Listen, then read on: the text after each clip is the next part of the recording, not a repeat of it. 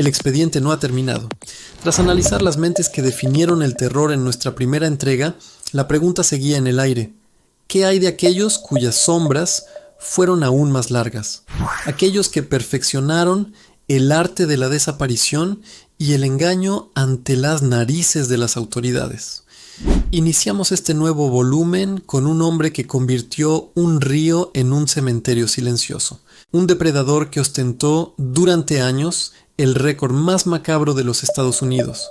Prepárense, porque el expediente de Gary Ridgway, el asesino del Green River, está oficialmente abierto. Atrapado en 2001, el verano de 1982 transforma el idílico río Green cerca de Seattle en una tumba cuando dos niños encuentran el cuerpo estrangulado de una chica de 16 años bajo un puente, marcando el inicio de la cacería de Gary Ridgway, un hombre de familia que entre 1982 y 1998 asesina a 49 mujeres confirmadas, todas prostitutas que recogía en su camioneta mientras pasaba por la Pacific Highway South. Las llevaba a áreas boscosas, donde las estrangulaba con sus propias manos o con una cuerda, y luego regresaba días después para tener sexo con los cadáveres, colocando rocas en sus vaginas como firma personal, mientras la detective Sue Peters encuentra 3 cuerpos en un solo día, y forma una fuerza de tarea que interroga a Ridgway varias veces sin pruebas suficientes, hasta que en 2001, el análisis de ADN de semen preservado desde los 80 coincide perfectamente, llevándolo a confesar 71 víctimas a cambio de evitar la pena de muerte, y es condenado a cadena perpetua sin posibilidad de libertad condicional. Pero la historia completa comienza mucho antes, en la vida de un hombre que parecía absolutamente normal. Gary Ridgway nace el 18 de febrero de 1949 en Salt Lake City, Utah. Crece en una familia disfuncional, donde su madre domina al padre y lo humilla constantemente frente a los hijos. Ridgway desarrolla un odio profundo hacia las mujeres que mezcla con una atracción sexual incontrolable. Desde adolescente moja la cama y su madre lo lava desnudo en el baño. Mientras lo insulta, los psicólogos dirán después que este ritual crea una conexión entre violencia y deseo sexual. A los 16 años, Ridgway apuñala a un niño de 6 años en el bosque y se aleja riendo. El niño sobrevive. Pero Ridgway nunca es castigado. Se casa 3 veces y tiene un hijo. Trabaja como pintor de camiones durante 30 años en la misma empresa. Asiste a la iglesia todos los domingos y predica la palabra de Dios a sus compañeros. Nadie sospecha nada en julio de 1982. Recoge a su primera víctima confirmada, Wendy Caulfield, de 16 años en la Pacific Highway South. La estrangula en su camioneta y tira el cuerpo al río Green. Durante los siguientes meses, los cuerpos aparecen uno tras otro, todas prostitutas jóvenes que trabajan en la misma carretera. La policía forma la Green River Task Force con 40 detectives, entrevistan a cientos de sospechosos, incluyendo a Ridgway, que vive a solo 2 millas del río. En 1984, le toman muestras de saliva, pero la tecnología de ADN aún no existe. Lo descartan porque parece demasiado normal. Tiene trabajo estable, esposa e hijo. Ridgway continúa matando. Lleva a las mujeres a su casa mientras su esposa está en el trabajo. Las mata en su propia cama y luego las lleva al bosque. Regresa días después para tener sexo con los cuerpos en descomposición. Coloca cruces de piedras sobre algunas tumbas como ritual religioso. En 1987, la policía encuentra 5 cuerpos en un solo día. La detective Sue Peters recuerda que encontrar 3 cuerpos en un día nos hizo darnos cuenta. Teníamos un asesino en serie, pero los recursos se agotan y el caso se enfría. Ridgway mata durante 16 años más. En 1998, deja de matar abruptamente. Los investigadores creen que su tercera esposa lo vigila demasiado o que simplemente se cansa. En 2001, la tecnología de ADN avanza y las muestras de saliva de 1984 coinciden perfectamente con semen encontrado en 4 víctimas. Arrestan a Ridgway en su trabajo. Durante el interrogatorio confiesa 71 víctimas, pero dice que perdió la cuenta. Después de 60, describe cada asesinato con detalle clínico. Recuerda dónde dejó cada cuerpo y qué ropa llevaban a cambio de evitar la pena de muerte. Lleva a la policía a los sitios de entierro. Encuentran restos de 48 mujeres, muchas nunca identificadas. Ridgway dice que elegía prostitutas porque eran fáciles de olvidar y porque odiaba a su madre. En 2003, se declara culpable de 48 cargos de asesinato. Recibe 48 cadenas perpetuas consecutivas sin posibilidad de libertad condicional. Pasa sus días en aislamiento en la prisión de Walla Walla. Escribe cartas a la policía pidiendo más reconocimiento por su récord. La Green River Task Force se disuelve después de gastar $40 millones. Las familias de las víctimas reciben compensación, pero muchas nunca recuperan los restos de sus hijas. El río Green vuelve a ser un lugar de picnic, pero nadie olvida que durante 16 años, un hombre normal mató a decenas de mujeres sin que nadie lo notara. Moses Sithole, años de crímenes 1994-1995, atrapado en 1995. Johannesburgo tiembla con 40 violaciones y 38 asesinatos en un solo año, todos perpetrados por Moses Sithole, un hombre encantador y atractivo que ofrece trabajos a mujeres jóvenes africanas, negras y pobres en municipios como Atteridgeville.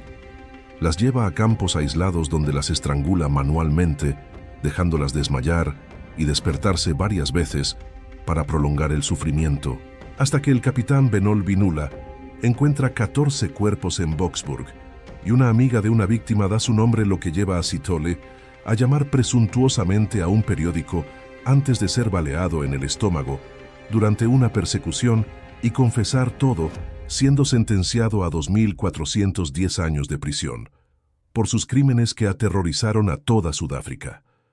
Pero la historia comienza en 1964, cuando Moses Sithole nace en Vosloorus, un municipio pobre cerca de Johannesburgo. Su padre muere cuando él tiene 5 años, y su madre lo abandona en una comisaría. Crece en orfanatos donde sufre abusos sexuales repetidos. A los 15 años, comienza a violar mujeres en los trenes. Es arrestado varias veces, pero siempre sale libre por falta de pruebas. En 1989, es condenado por violación y pasa 4 años en prisión. Sale en 1993, lleno de odio hacia las mujeres. Comienza a trabajar como reclutador de una organización benéfica falsa llamada Youth Against Human Abuse. Usa su carisma para atraer mujeres desesperadas por trabajo. Les promete empleos en fábricas o tiendas. Las lleva a terrenos baldados, diciendo que el jefe las espera allí. Una vez solas, las golpea hasta dejarlas inconscientes. Las ata con sus propias medias. Las viola repetidamente y las estrangula lentamente. Deja los cuerpos en posiciones específicas, con las piernas abiertas y las manos atadas detrás de la espalda. En septiembre de 1994, mata a su primera víctima confirmada en Atteridgeville. Durante los siguientes meses, los cuerpos aparecen en 3 áreas diferentes: Atteridgeville, Boksburg y Cleveland, por eso lo llaman el ABC Killer. El capitán Benol Binula encuentra 14 cuerpos en un solo campo en Boksburg, todos en diferentes etapas de descomposición. Una víctima tiene un mensaje escrito con lápiz labial en el cuerpo que dice "I love you". La policía recibe una llamada anónima de una mujer que dice que su amiga aceptó un trabajo con Moses Sithole y nunca volvió. Los investigadores encuentran el nombre en registros de prisión. Descubren que Sithole vive en un pequeño apartamento en Cleveland. Instalan vigilancia, pero él desaparece. En octubre de 1995, Sithole llama al periódico The Star y habla con el periodista Tamsen de Beer. Presume de sus crímenes y dice que matará a 100 mujeres para vengar los años que pasó en prisión por una violación que no cometió la policía. Rastrea la llamada hasta un teléfono público. Sithole huye a Johannesburgo Norte. El 18 de octubre lo encuentran en un parque. Cuando intenta escapar, le disparan en la pierna y el estómago.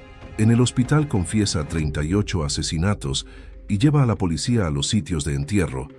Describe cada crimen con lujo de detalles, recuerda los nombres de las víctimas y qué ropa llevaban. Dice que las mataba lentamente para ver el miedo en sus ojos. En 1997 el juicio dura 6 meses. El juez lo condena a 2.410 años de prisión, 50 años por cada asesinato, más 12 por cada violación. Si Tolle cumple su condena en la prisión de máxima seguridad, C-Max en Pretoria. Escribe cartas a las familias de las víctimas diciendo que está arrepentido, pero los psicólogos dicen que miente. En 2000 intenta suicidarse cortándose las venas con una cuchilla de afeitar. Sobrevive y continúa en aislamiento. Las áreas ABC, Atteridgeville, Boxburg, Cleveland instalan monumentos a las víctimas. Las mujeres del municipio forman patrullas vecinales. Moses Sithole se convierte en el símbolo del mal que puede esconderse detrás de una sonrisa amable. The Butcher, años de crímenes, 1983-2002, atrapado en 2002. En la granja de cerdos de Port Coquitlam, cerca de Vancouver, Robert Pickton organiza fiestas salvajes con drogas y alcohol entre 1983 y 2002, mientras atrae a al menos 49 prostitutas del Barrio Rojo, las mata en su propiedad y alimenta sus restos a los cerdos, aprovechando su habilidad para descuartizar animales aprendida desde niño, hasta que el detective Laurie Schenher recibe una pista anónima sobre ropa ensangrentada, pero es ignorada durante años por las conexiones poderosas de Pickton, hasta que en 2002 encuentran un inhalador de asma con el nombre de una desaparecida y excavan la granja descubriendo miles de fragmentos de ADN humano, llevando a Pickton a jactarse de que su meta era llegar a 50, pero solo 6 asesinatos son probados y recibe cadena perpetua. Pero la historia completa es mucho más extensa. Robert Pickton nace en 1949 en una familia de granjeros. Crece en la granja de 100 acres que hereda con su hermano Dave. Desde niño mata cerdos y aprende a descuartizar con precisión quirúrgica. La granja se convierte en un basurero donde acumulan autos viejos y maquinaria rota. En los 80, los hermanos registran la granja como Piggy Palace, una organización sin fines de lucro para organizar fiestas. Invitan a cientos de personas, incluyendo motociclistas y prostitutas del Downtown East Side. Pickton recoge mujeres en su camioneta, ofrece drogas y dinero. Las lleva a la granja donde las mata en el matadero, las descuartiza con sierras eléctricas y alimenta los restos a los 600 cerdos. Algunos cuerpos los muele y mezcla con carne de cerdo que vende en el mercado local. Durante años, las mujeres desaparecen del Downtown East Side. La policía recibe reportes, pero los archiva como mujeres de alto riesgo que simplemente se fueron. En 1997, Bill Hiscox, un trabajador de la granja, llama a la policía y dice que Pickton tiene ropa de mujer ensangrentada y identificaciones en su tráiler. La detective Laurie Schenher investiga, pero los superiores le dicen que no hay suficiente evidencia. En 1998, otra informante dice que vio bolsas de basura con manos humanas. Nuevamente la ignoran. Pickton continúa matando. En febrero de 2002, la policía obtiene una orden de registro por armas ilegales. Encuentran un inhalador de asma con el nombre de Serena Abbotsway, una de las desaparecidas. Obtienen nueva orden por asesinato. Excavan la granja durante meses. Encuentran miles de fragmentos de ADN de 26 mujeres, zapatos, ropa, joyas y dientes humanos en el estiércol de los cerdos. Pickton es arrestado y dice: «Mi meta era el Gran 50, pero me quedé corto». Durante el interrogatorio, describe cómo mataba a las mujeres con inyecciones de anticongelante, o las estrangulaba con cables, las colgaba de ganchos como cerdos y las cortaba en pedazos. Guarda cabezas en el congelador y manos en cubos de plástico. Recibe cadena perpetua, con posibilidad de libertad condicional en 25 años. Los otros 20 cargos son suspendidos. En 2010, la Corte Suprema mantiene la condena. El juicio comienza en 2007. La Fiscalía presenta solo 6 cargos para evitar complicaciones. El jurado lo encuentra culpable de asesinato en segundo grado. Pickton cumple su sentencia en la prisión de Kent. Escribe un libro desde prisión diciendo que es inocente. Las familias de las víctimas forman el Comité 26 Angels. La policía de Vancouver admite fallas sistémicas en la investigación. El Downtown Eastside instala un monumento con los nombres de las 65 mujeres desaparecidas. La granja es demolida y convertida en parque público. Robert Pickton se convierte en el mayor asesino en serie de la historia canadiense. Lady Killer, años de crímenes, 1974-1978, atrapado en 1978. El verano de 1974 en el lago Sammamish, cerca de Seattle, marca el inicio público de Ted Bundy, un hombre atractivo con el brazo en cabestrillo que pide ayuda a mujeres jóvenes para cargar un bote y las golpea hasta la muerte en el bosque, asesinando a 30 víctimas confirmadas entre 1974 y 1978 en 5 estados, todas estudiantes con cabello largo que recordaban a su exnovia, con quien tenía sexo necrófilo después de regresar a los cuerpos, escapando 2 veces de prisión y matando incluso a una niña de 12 años, hasta que en 1978 lo atrapan en Florida. Se representa a sí mismo en juicio diciendo: «Me declaro no culpable ahora mismo», y es ejecutado en la silla eléctrica en 1989. Pero la historia completa abarca toda su vida. Theodore Robert Bundy nace en 1946 en un hogar para madres solteras. Su madre lo cría diciendo que es su hermano para ocultar la vergüenza. Bundy descubre la verdad a los 23 años y desarrolla un odio profundo hacia las mujeres. Estudia psicología y derecho, trabaja en la línea de crisis de suicidio, es republicano activo y parece destinado al éxito. En enero de 1974, entra al apartamento de una estudiante en Seattle, la golpea con una barra de metal y la viola mientras está inconsciente. Durante los siguientes meses ataca a 8 mujeres más en Washington y Oregon, todas estudiantes universitarias con cabello largo partido al medio. Las golpea hasta dejarlas inconscientes. Las lleva a áreas boscosas, las viola y las estrangula. Regresa días después para tener sexo con los cuerpos y aplicar maquillaje. En julio de 1974, en el lago Sammamish, 2 mujeres desaparecen en el mismo día: Janice Ott y Denise Naslund. Testigos recuerdan a un hombre atractivo llamado Ted, con el brazo en cabestrillo. La policía publica un identikit. Bundy se muda a Utah para estudiar derecho. Continúa matando. En octubre de 1974, recoge a Nancy Wilcox, de 16 años, en su Volkswagen Beetle. La estrangula y entierra el cuerpo.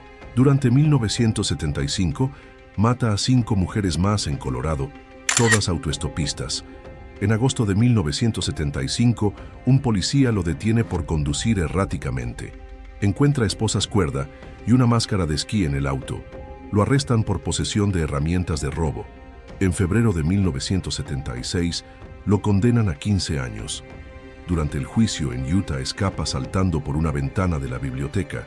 Lo recapturan después de 6 días. En diciembre de 1977, escapa nuevamente serruchando un agujero en el techo de su celda. Viaja a Florida. En enero de 1978, entra a la hermandad Chi Omega en la Universidad de Florida State. Golpea a 4 estudiantes con un tronco, mata a 2 y deja a las otras con daños cerebrales permanentes. Horas después mata a Kimberly Leach, de 12 años. La lleva a un parque estatal, la viola y la estrangula. El 15 de febrero de 1978 lo detienen en Pensacola por conducir un auto robado. Los oficiales notan que coincide con la descripción del asesino de Chi Omega. Durante el juicio en Florida, actúa como su propio abogado. Interroga a testigos y hace declaraciones dramáticas. El jurado lo encuentra culpable en julio de 1979. Recibe 3 penas de muerte. En entrevistas con psicólogos, confiesa 30 asesinatos, pero dice que el número real es mucho mayor. Aplica maquillaje a los cuerpos y guarda cabezas en su apartamento. En enero de 1989, después de múltiples apelaciones, lo ejecutan en la silla eléctrica. Miles de personas celebran afuera de la prisión. Bundy se convierte en el prototipo del asesino en serie carismático. Sus entrevistas se usan en clases de criminología. el Volkswagen Beetle, se exhibe en un museo del crimen. Las universidades cambian sus políticas de seguridad. Ted Bundy demuestra que el mal puede tener una sonrisa perfecta. Dr. Death. Años de crímenes 1975-1998. Atrapado en 1998. En el tranquilo pueblo inglés de Hyde, el Dr. Harold Shipman mata a más de 250 pacientes entre 1975 y 1998, todas ancianas a las que inyecta morfina letal durante visitas domiciliarias, falsificando registros y testamentos para quedarse con herencias, hasta que en 1998 una paciente deja toda su fortuna al doctor y la policía exhuma 11 cuerpos encontrando dosis letales, llevando a su arresto y condena a cadena perpetua, donde en 2004 se ahorca en su celda. Pero la historia completa abarca toda su carrera médica. Harold Shipman nace en 1946, en Nottingham. Es un estudiante brillante. Se gradúa de medicina en 1970. Comienza a trabajar como médico general en Todmorden. En 1975, su primera víctima confirmada es Eva Lyons, de 70 años. Le inyecta morfina diciendo que es para el dolor. Durante los siguientes años, mata a decenas de pacientes ancianas, siempre durante visitas domiciliarias cuando están solas. Usa diamorfina que obtiene fácilmente de la farmacia del hospital. Falsifica los certificados de defunción diciendo paro cardíaco o neumonía. Las familias confían en él porque es su médico de toda la vida.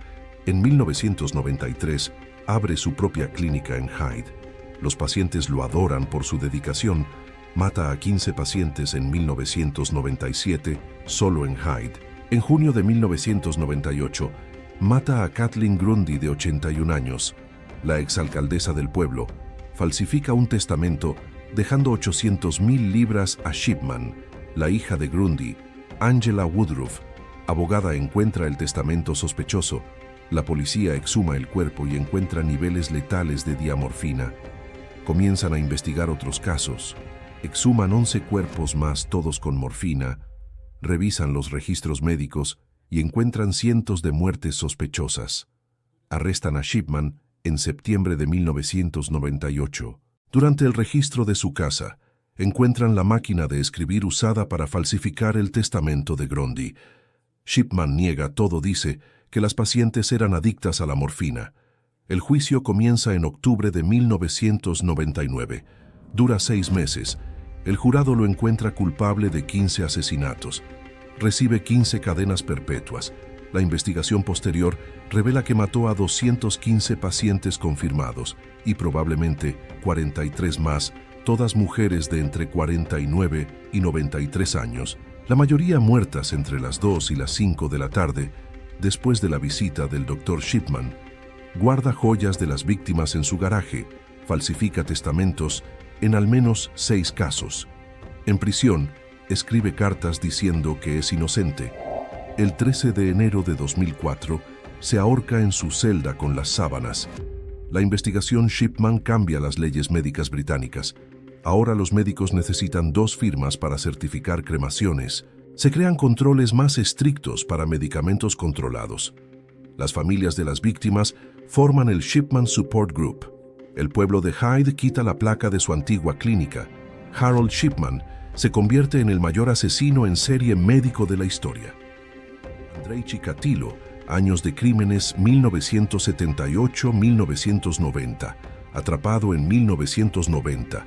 En 1978, una niña de 9 años desaparece en Rostov, marcando el inicio de Andrei Chikatilo, quien entre 1978 y 1990 asesina a 53 víctimas confirmadas, niños, mujeres y hombres, apuñalándolos, mutilándolos y comiendo partes de sus cuerpos, hasta que en 1990 lo atrapan en una estación de tren por comportamiento sospechoso. Confiesa todo y es ejecutado con un disparo en la nuca en 1994. Pero la historia completa abarca toda su vida de impotencia y violencia. Andrei Chikatilo nace en 1936 en Ucrania. Durante la hambruna de Stalin, su hermana es violada por soldados alemanes. Crece con terrores nocturnos, sufre impotencia sexual crónica, Se gradúa como ingeniero, se casa y tiene 2 hijos, pero solo puede eyacular durante fantasías violentas. En 1978, recoge a Yelena Zakotnova de 9 años, la lleva a una casa abandonada, intenta violarla, pero no puede. La apuñala 42 veces y eyacula por primera vez, tira el cuerpo al río Gruzhevka. La policía arresta a un hombre inocente que es ejecutado. Chikatilo continúa matando. Recoge niños y mujeres en estaciones de tren y autobús, los lleva al bosque, los apuñala decenas de veces concentrándose en los ojos y genitales, come úteros y testículos, guarda trofeos en su casa, mata a 30 víctimas en los 80. La policía forma la operación Forest Belt con cientos de oficiales, arrestan a miles de sospechosos. En 1984, ejecutan a otro hombre inocente. Chikatilo mata a 21 personas en 1984 solo. En 1990, el detective Víctor Burakov lo vigila en la estación de tren de Rostov. Lo ve intentando recoger niños. Lo arrestan. Durante el interrogatorio confiesa 53 asesinatos. Describe cada crimen con detalle. Recuerda los nombres y edades. Lleva a la policía a los sitios de entierro. Encuentran 36 cuerpos. El juicio comienza en abril de 1992. Chikatilo actúa como loco en la jaula de hierro. Se baja los pantalones y grita que es una máquina de matar. El juez lo encuentra cuerdo. Lo condena a muerte por 52 asesinatos. En prisión escribe poemas diciendo que es víctima de la sociedad. El 14 de febrero de 1994, lo ejecutan con un disparo en la nuca. Su cerebro es preservado para estudios científicos. La operación Forest Belt cuesta millones y destruye miles de vidas inocentes. Rostov instala monumentos a las víctimas. Las estaciones de tren aumentan la seguridad. Andrei Chikatilo se convierte en el mayor asesino en serie de la Unión Soviética. Fin del caso de asesino en serie. Cientos de cuerpos, miles de noches en que nadie oyó gritar. Pichushkin llenó un tablero de ajedrez con almas. Dahmer guardó corazones en el congelador. Spesivtsev alimentó a los cerdos con niños. Seal durmió con cabezas en su garaje. Ridgway volvió al bosque para follar con cadáveres. Sitole estranguló sonrisas con sus propias manos. Picton molió mujeres y las vendió en el mercado.